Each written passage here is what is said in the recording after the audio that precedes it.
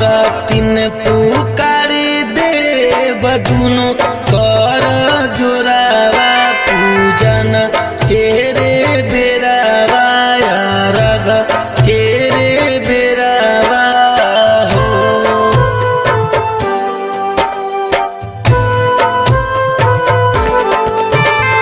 बरतिन पुकारी देव दुनो कर जोरावा पूजन के रे बेरावा रग के रे बेरावा हो।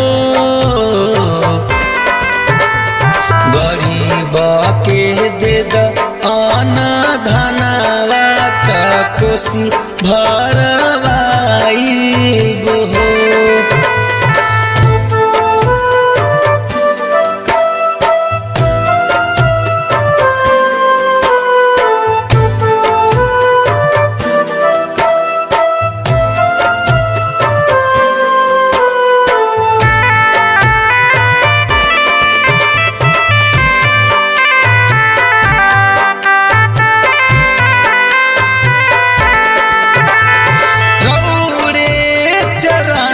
पूजे दुनिया जहानवा बरतिन के बरत से भइल बा महानवा।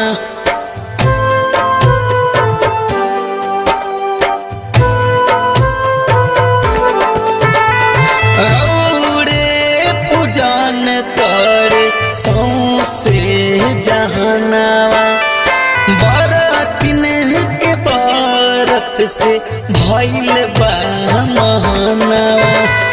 जोड़े जोड़े नारियल चढ़ाइब माई के बुलाइब हो।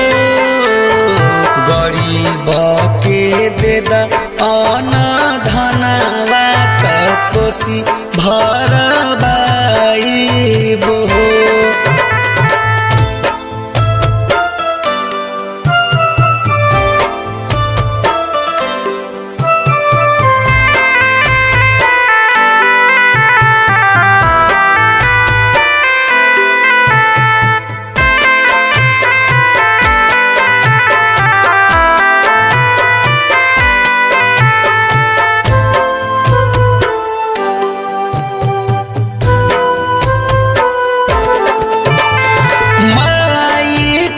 सजल बाटे फल से दौरावा दौरे में रखल बाटे पूजा के चौरावा।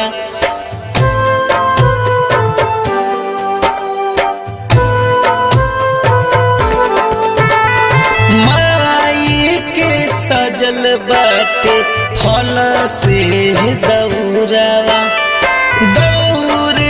में रखल बाटे पूजा के चौरावा। छठी माई के हमहु मनाइब गीतिया गवाइब हो।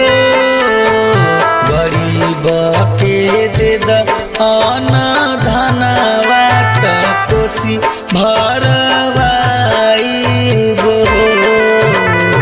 बरतिन पुकारे देव दुनो कर जोरावा पूजन के रे बेरावा रग के रे बेरावा हो।